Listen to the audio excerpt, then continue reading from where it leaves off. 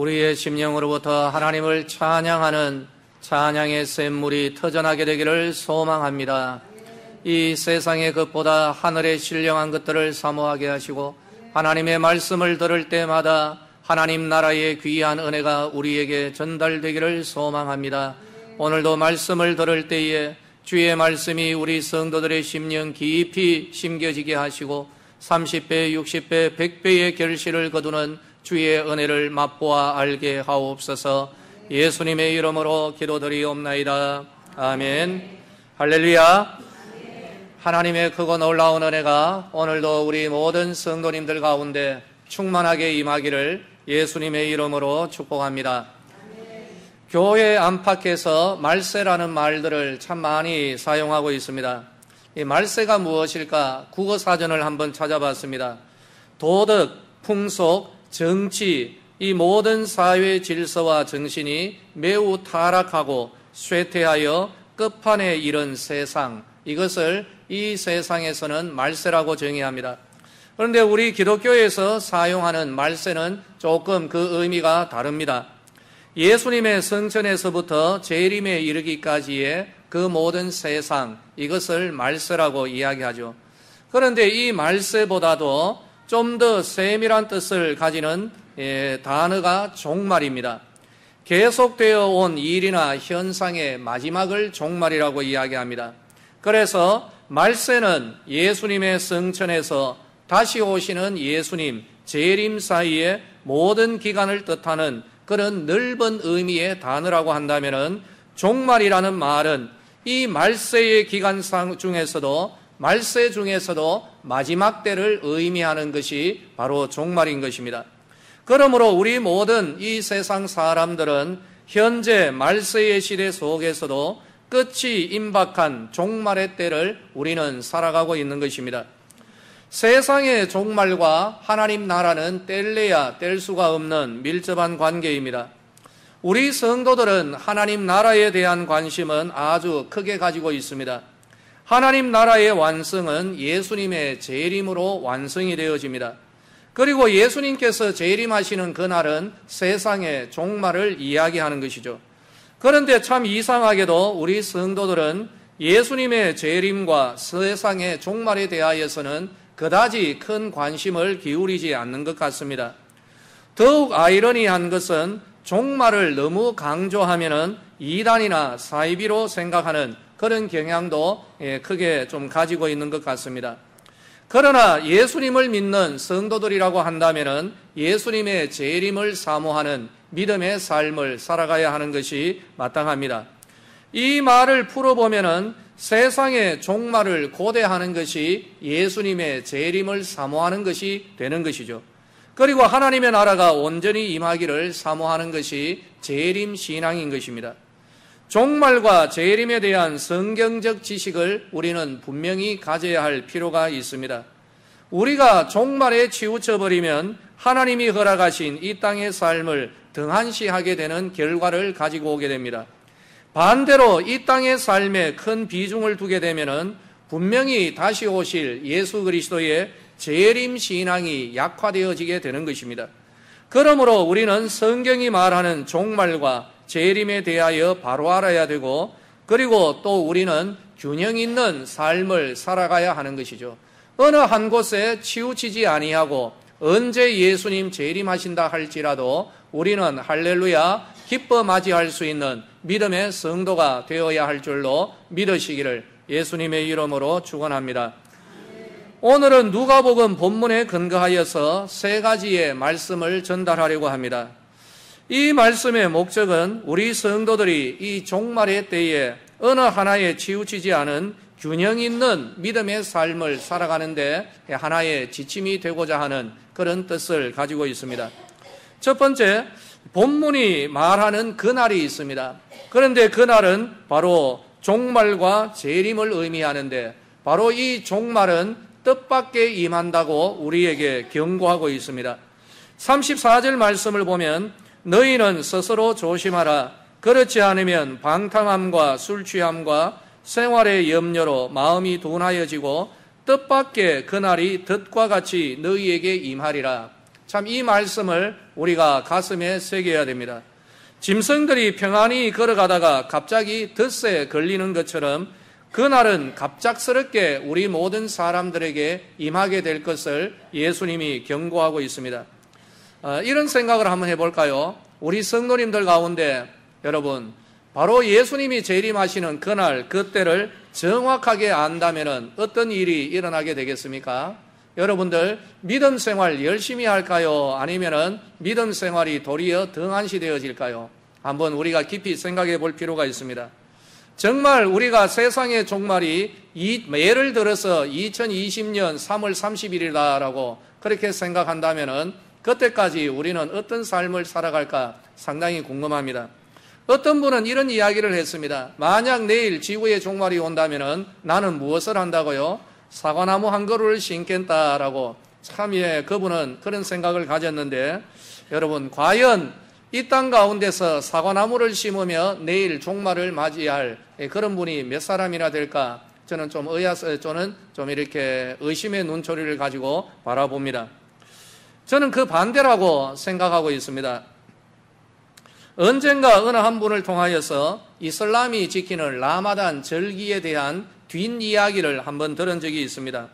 이슬람 교도들은 매년 한 달 정도 해뜰 무렵부터 해질 저녁까지 금식을 하며 지냅니다. 그때가 바로 9번째 달인데 이슬람 달력의 9번째 달을 라마단이라고 이야기합니다. 그래서 이 라마단 월에는 한 달 동안 아침 해 뜰 때부터 저녁 때까지 금식을 하면서 그렇게 지내는 것이죠. 이것은 종교적 의무일 뿐만 아니라 음식을 먹지 않는다라는 차원을 넘어서 수련을 한다라는, 몸과 마음을 수련하는 그런 의미를 가지고 있습니다. 영적으로 굉장히 강력한 바로 그러한 절기에 속하는 것이 라마단 절기입니다. 그런데 제가 들은 뒷이야기는 이러합니다. 이슬람 교도들은 라마단이 시작하는 바로 전날에는 굉장히 무절제한 시간을 가진다는 것입니다. 그리고 라마단이 끝나는 날에도 마찬가지라는 것입니다.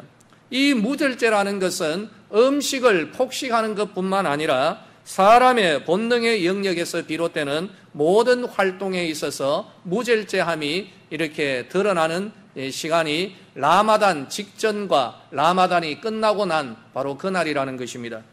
저는 이 이야기를 들으면서 이것이 우리들 타락한 사람의 본능이 아닐까라고 생각했습니다. 이런 성향은 이슬람 교도뿐만 아니라 우리 모두에게 다 잠재되어 있는 것입니다. 예를 들어 볼까요? 우리 특히 여성분들뿐만 아니라 오늘날 우리 남전도의 회원들도 보면은 건강을 위하여서 다이어트를 참 많이 시도하고 있는 것 같습니다. 이렇게 다이어트를 계획하는 사람이 흔히 빠지는 함정이 하나 있습니다.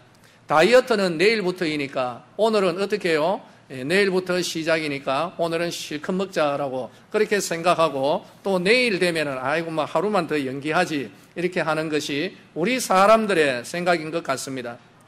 성도들 가운데 나타나는 현상들도 있죠. 역시 금식을 생각할까요?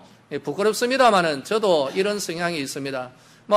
어느 정도 날을 정해서 금식에 들어간다면은 그날 저녁 12시까지는 실컷 먹습니다. 그리고 12시가 지나면 그때부터 땡 해서 끝나는 그때까지를 기다렸다가 금식이 끝나는 그날에 제가 예전에 한번 겪었던 일입니다. 금식을 하면서 말도 하지 않고 무건으로 침묵으로 지냈습니다. 근데 금식과 이 침묵의 시기가 끝나는 바로 그때에 가장 먼저 첫 마디 했던 말이 있습니다. 그것은 바로 아줌마 프라이드 한 마리요 라고 했던 그런 기억이 있습니다. 바로 이러한 것이죠. 라마단도 마찬가지라고 생각합니다. 내일부터 거룩한 절기이니까 거룩한 절기로 들어가면 모든 죄 용서받고 깨끗하게 될 거니까 오늘 밤까지는 진탕 질퍽하게 마음껏 먹고 마시고 즐기자. 바로 이런 심리가 사람의 타락한 본능인 것이죠. 이러한 심리는 종말의 시기에도 저는 분명하게 적용되리라 저는 생각합니다. 왜 그럴까요? 바로 종말의 그 기간, 만약에 우리가 그때를 알게 된다면은 그때까지 얼마간 남아 있으니까 그때까지 마음껏 먹고 마시고 즐기자. 이런 현상이 드러나지 않을까 생각합니다. 또 그 반대의 경우도 나타나는 것이죠. 그것이 바로 이 세상 흔히 이단 사이비 가운데 나타나는 것입니다. 우리들끼리 어느 한 장소에 모여서 그때를 준비하며 세상은 완전히 등져버리는 것이죠. 학교는 그냥 그만두고 회사도 그만두고 모든 것을 다 팔아치워버리고 그리고 산속으로 들어가는 그런 극단적 행동이 드러나게 되는 것입니다. 그러므로 하나님께서는 우리에게 그날에 대하여서는 정확하게 알려주시지를 않습니다. 하지만 사람들은 그날을 계속해서 계산해 내려고 하는 것이 사람의 본능인 것 같습니다. 우리가 분명히 알아야 할 것, 우리가 또 인정해야 될 것이 있습니다. 그날과 그때는 오직 하나님의 주권에 속해 있는 줄로 믿으시기를 바랍니다. 예수님은 그날이 갑자기 임하되 듯과 같이 우리에게 임하게 될 것을 말씀하시고 또 다른 복음서에서는 노아의 홍수처럼 그리고 롯의 경우 바로 그 소돔과 고모라처럼 우리에게 갑자기 아무도 생각하지 못한 그날에 도적처럼 우리에게 임하게 될 것을 말씀하고 있는 것입니다. 그러므로 우리 성도님들께 이런 말씀을 드리고 싶습니다. 그날이 언제가 될는지 알아내려고 하는 그런 수고보다 그날이 언제 임하여도 부끄럽지 않는 믿음의 삶을 살아가는 것, 이것이 바로 우리를 향한 하나님의 뜻인 줄로 믿으시기를 예수님의 이름으로 축원합니다. 여러분, 우리 성도님들이야 그날이 언제인가 계산하려는 그런 분들은 별로 없으리라 생각합니다. 그러나 바깥에서는 간혹 그러한 분들이 좀 없지 않아 있습니다. 거기에 현혹되지 마십시오. 주님은 우리에게 분명히 말씀하셨습니다. 그날은 아무도 모르고 오직 하나님 아버지 한 분만 아신다라고 말씀하는 겁니다. 그러므로 우리는 그날이 언제인가 이것을 알아내려고 하는 그런 삶이 아니라 언제 그날이 우리에게 임할지라도 부끄럽지 않는 믿음의 삶으로 우리가 살아가야 하는 것입니다. 두 번째로 그날은 모든 사람에게 임한다는 것을 우리는 분명히 해야 됩니다. 35절 말씀, 이 날은 온 지구상에 거하는 모든 사람에게 임하리라. 여러분, 모든 사람이라고 이야기합니다. 마태복음에서는 이렇게 말씀합니다. 번개가 동쪽에서 번쩍하여 서쪽까지 비추듯이 인자가 오는 것도 그러할 것이다. 이렇게 말씀을 하셨습니다. 이 세상에 참 엄격한 법이 있는데요. 이 법에도 예외 조항이 있습니다. 귀신 잡는 해병대의 지옥 훈련에도 여러분 거기에도 열외 병력이 있는 것입니다. 너는 이 훈련에서 면제라고 해서 열 바깥에 세워두는 그러한 것이 있죠. 하지만 예수님의 재림으로 다가올 종말은 모든 사람에게 열외가 없습니다. 다 모두에게 임한다는 것이죠. 단 한 명의 예외도 없이 동시에 모든 사람에게 예수님의 재림이 임할 것이고 세상의 종말이 주어지게 될 것입니다. 계시록 1장 7절 말씀, 볼지어다 구름을 타고 오시리라. 각인의 눈이 그를 보겠고 그를 찌른 자들도 볼 터이요 땅에 있는 모든 족속이 그를 인하여 예곡하리니 그리하리라. 이것은 예수님의 재림은 신비한 방법으로 세상 모든 사람들에게 동시에 모두에게 임하게 된다는 것을 말씀한 것입니다. 예수님의 오심은 일정 지역 사람들에게 국한되지를 않습니다. 계룡산에서 흰옷 입은 사람에게만 오시지도 않고 이스라엘에게만 오시지도 않고 한국 사람들에게만 오시지도 않습니다. 세상 모든 사람들이 다 볼 수 있도록 온 지구상에 거하는 모든 사람들에게 하나님의 신비한 방법으로 마지막 때가 우리에게 임할 것입니다. 그날을 피할 자는 없습니다. 부유한 자나 가난한 자나 권력이 있는 자나 또는 비천한 자나 남녀노소 할 것 없이 모든 사람들이 예수님의 재림 앞에 서야 하게 될 것입니다. 요즘에는 과학이 굉장히 발달을 했습니다. 지구의 자원이 고갈되고 오염이 심해지고 있습니다. 여러분, 우리나라도 더 이상 청정지역은 아니죠. 나가면은 미세먼지, 자동차가 솔직히 너무 많습니다. 공장에서 뿜어대는, 굴뚝에서 뿜어대는 그것 여러분 무시하지를 못합니다. 여러분, 큰 공장이 아니라 조그만 가내수공업에서 굴뚝 하나를 만들어서 거기에 연기를 보내는 것. 만약에 그 연기가 우리 집안으로 그게 들어온다면 사람은 살아내지를 못하는 겁니다. 지구의 환경도 역시 그러한 것이죠. 오염이 심해집니다. 일본에서는 그 방사능 오염수를 이렇게 바다에다가 내버리겠다라고 이야기를 합니다. 좀 이렇게 나름대로 계산하는 사람들은 바다의 조류의 이동에 따라서 일본의 그 오염수, 방사능 오염수가 뿌려지게 되면은 이 모든 세계가 다 망하게 된다라고 그렇게들 예측을 하고 있습니다. 여러 가지로 힘들고 어려운 상황들이 있는 것이죠. 핵폭탄은 이 지구를 수십 번 뽀개고도 남을 수 있는 그런 위력을 가지고 있습니다. 그러자 이제 우주의 어딘가로 이주하려고 있는 그런 움직임이 실제로 지금 일어나고 있습니다. 전쟁을 피하여서 외계의 어디론가 가려고들 지금 시도하고 있습니다. 여기에 대한 말씀일까요? 그날에는 바로 그것도 피할 곳이 못 되는 것입니다. 네가 독수리처럼 높이 오르며 별 사이에 깃들일지라도 내가 거기서 너를 끌어내리라. 바로 선지자들을 통하여 이런 말씀을 주신 것입니다. 심지어 끝이 없는 그 함정, 감옥과도 같은 무적행, 사탄과 귀신들, 영적인 영역에서도 종말의 그날, 예수님의 재림의 날을 피할 수 없는 것입니다. 그러므로 하나님의 낯을 피하기 위하여 숨을 곳은 전혀 없다는 사실을 알아야 됩니다.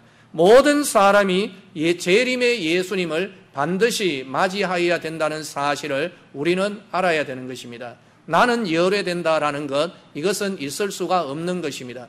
따라서 이 말씀에 의하여서 우리 성도님들께 이 말씀 드리고 싶습니다. 내가 모르는 예수님의 재림은 없습니다. 혹시 우리들 주변에서 이렇게 현혹하는 사람이 있으면 오늘의 이 말씀을 떠올리시기 바랍니다.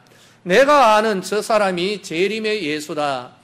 재림 예수님께서 지금 어느 빌딩에서 이렇게 몇 호실에 와 계시다. 어느 산에서 재림 예수님이 지금 우리들을 맞이하고 계시다. 이 모든 말은 거짓말이라는 사실을 분명히 하셔야 되는 것입니다. 왜 그럴까요? 내가 모르는 예수님의 재림은 있을 수가 없습니다. 모든 사람들이 재림을 다 알게 되는 것입니다. 재림의 예수님을 우리가 모두 다 보게 되는 것입니다. 그러므로 내가 모르는 재림 예수는 없다라는 사실을 믿으시기를 예수님의 이름으로 축원합니다. 바로 이렇게 우리는 예수님의 재림을 피해갈 수가 없는데 우리는 너무 걱정을 안 해도 되는 것입니다. 예수님은 이런 말씀을 합니다.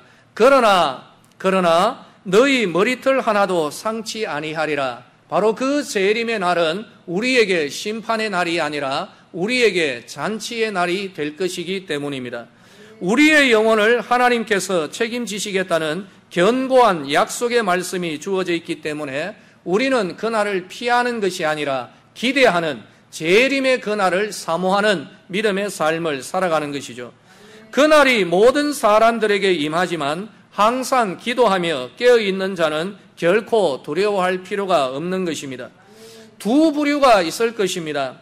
재림의 그날에 예수님, 바로 예수 그리스도를 맞이하는 그날에 자기의 얼굴을 가리우고 동굴로 숨어 들어가는 그런 사람들이 있을 것입니다. 그러나 또 한 부류가 있습니다. 아멘 주 예수여 어서 오시옵소서 두 팔 들고 재림의 예수님을 맞이하게 되는 부류가 있을 것입니다. 그날에는 완벽하게 흑과 백이 구분되고 양과 염소가 구별이 되는 날이 됩니다. 모든 사람들은 이 두 부류 중에 어느 한 곳에 반드시 서게 될 것입니다. 약속이 주어져 있고 약속에 의거하여서 믿고 행한 자는 하나님의 그 약속에 따라서 그 설 자리가 결정이 되는 것이죠. 예수님께서 우리를 바로 오른쪽에 양의 자리에 우리를 불러주실 것이고 바로 예수님의 재림의 그날은 우리 성도들이 영원한 영광의 영생으로 들어가는 은혜의 날이 될 줄로 믿으시기를 예수님의 이름으로 축원합니다. 할렐루야. 우리 그날에 서로 마주보고 있으면 곤란합니다. 무슨 뜻인지 아십니까? 마주보면은 둘 중에 한 사람은 절단이 나 있다라는 그러한 겁니다.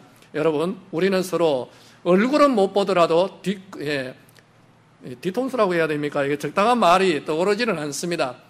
뒷모습을 보고 있더라도 한 자리에 있어야 되는 것이죠. 다시 한번 말씀드립니다. 여러분, 영광의 그날에 우리 모두 다 생명의 자리에서 다 한자리에서 만날 수 있게 되기를 예수님의 이름으로 축복합니다. 그리고 마지막 세 번째로 그날은 반드시 임하게 됩니다. 천지는 없어지겠으나 내 말은 없어지지 아니하리라고 예수님은 분명히 말씀하셨습니다. 하나님의 말씀은 확실하고 반드시 이루어집니다. 그리고 그날은 반드시 임한다는 강력한 선포인 것입니다. 그러나 사람들은 이 말씀을 조롱하는 것이죠. 베드로후서 3장에서는 이렇게 말을 합니다. 사람들에게 주의 강림하신다는 약속이 어디 있느냐라고 하면서 조상들이 잔 후부터 만물이 처음 창조할 때와 같이 그냥 있다라고 조롱하는 사람들이 나올 것이다라고 경고합니다. 이러한 자들은 그때뿐만 아니라 지금 이 시대에 더더욱 많이 있는 것 같습니다. 주님 오실 날이 더욱 임박해졌는데도 불구하고 사람들은 물질적인 풍요와 세상 향락 속에 빠져서 그날에 대한 감각을 전혀 느끼지 못하고 있습니다. 그런데 더 큰 문제는 무엇인가 하면은 예수님을 믿는 성도로서 예수님의 재림의 날에 대하여서 감각이 무뎌지는 경우 이것이 우리가 좀 경계해야 될 것입니다. 여러분, 우리는 종말에 대하여서 너무 치우쳐도 곤란하지만 예수님의 재림에 대하여 너무 무감각해도 이건 역시 곤란한 것입니다. 우리는 치우치지 않지만 그러나 분명한 것은 예수님의 재림은 반드시 있다는 사실을 알고 그날을 사모하는 삶을 살아가야 하는 것, 바로 이것이 우리 성도들의 삶인 것입니다. 예수님은 말씀합니다. 이 세대가 지나가기 전에 모든 일이 다 이루리라고 했습니다. 이 세대는 무한한 시간이 아닙니다. 분명히 어떤 한정된 기간을 가리키고 있고 바로 그 기간이 마무리되는 날이 반드시 있게 될 것입니다. 어떤 사람들은 말합니다. 너무 더딘 것이 아닌가? 왜 이렇게 더디 오시나? 그러나 예수님의 의도는 바로 이것입니다. 사람들이 더디다고 생각하는 것 같이 더딘 것이 아니라 오직 우리를 위하여 지금도 오래 참으시고 택하신 자 중에 아무도 멸망치 않고 다 회개하도록 하시기 위하여서 지금도 참고 있는 기간이 지금의 기간인 것입니다. 예수님은 우리에게 이런 말씀을 하십니다. 주님이 오시는 그날은 뜻밖에 임하고 모든 사람에게 임할 뿐만 아니라 반드시 임한다라는 것을 오늘 우리들에게 분명히 전달하고 있습니다. 그러므로 우리는 오늘 이 말씀으로 말미암아 종말에 대한 각종 이단 사슬들을 물리치고 항상 기도하고 깨어 있어서 우리 예수님 오실 때 두 팔 들고 아멘 주 예수여 어서 오시옵소서 이렇게 맞이할 수가 있어야 되는 것입니다. 이제 말씀을 맺도록 하겠습니다. 베드로는 이러한 때에 사는 우리들에게 그날을 계산해보라고 그렇게 권면하지 않습니다. 오직 만물의 마지막이 가까웠으니 너희는 정신을 차리고 근신하여 기도하며 준비하라고 말씀합니다. 마지막 때에 되어질 일에 대하여 설명하실 때마다 결론적으로 강조하신 말씀은 깨어 기도하라는 것입니다. 지금이 은혜 받을 만한 때라는 이것을 늘 강조하고 있습니다. 쾌락이 넘실거리는 이 세대 속에서 하나님의 백성들을 향한 하나님의 은혜가 지금도 넘쳐 흐르고 있습니다. 여러분, 깨어서 기도하며 예수님의 재림을 언제라도 준비하는 성도들에게 신랑을 맞이하던 5 처녀의 기름통에 기름이 충분하였던 것처럼 하나님의 은혜가 넘쳐 흐르게 될 줄로 저는 그렇게 믿습니다. 우리 성도님들 이 말씀을 드리고 싶습니다. 다시 한번 드리고 싶습니다. 예수님의 재림, 세상의 종말, 그 마지막 때는 그날은 뜻밖의 그리고 우리 모두에게 그리고 반드시 임하게 될 것입니다. 그러나 그날은 우리에게 두려움의 날이 아니라 축제의 날이 될 것입니다. 그러므로 그날을 기대하며 살아가는 우리 서대구의 모든 성도님들이 되시기를 예수님의 이름으로 축원합니다. 기도하겠습니다. 하나님의 은혜를 감사합니다. 우리 주님께서 이 세상의 마지막이 우리 모두에게 그러나 뜻밖의 하지만 하나님을 믿는 모든 성도들에게는 축제의 날로 다가오게 되릴 것을 약속해 주셨습니다. 아버지여, 오늘의 이 말씀이 그날을 준비하는 우리 성도들의 삶에 귀한 지침이 되기를 소망합니다. 이 세상에 너무 빠지지 않도록 하여 주시고 그렇다고 해서 이 세상을 등한시하지 않도록 하나님 균형 잡힌 신앙이 주어지게 하여 주시옵소서. 예수님의 이름으로 기도드리옵나이다. 아멘.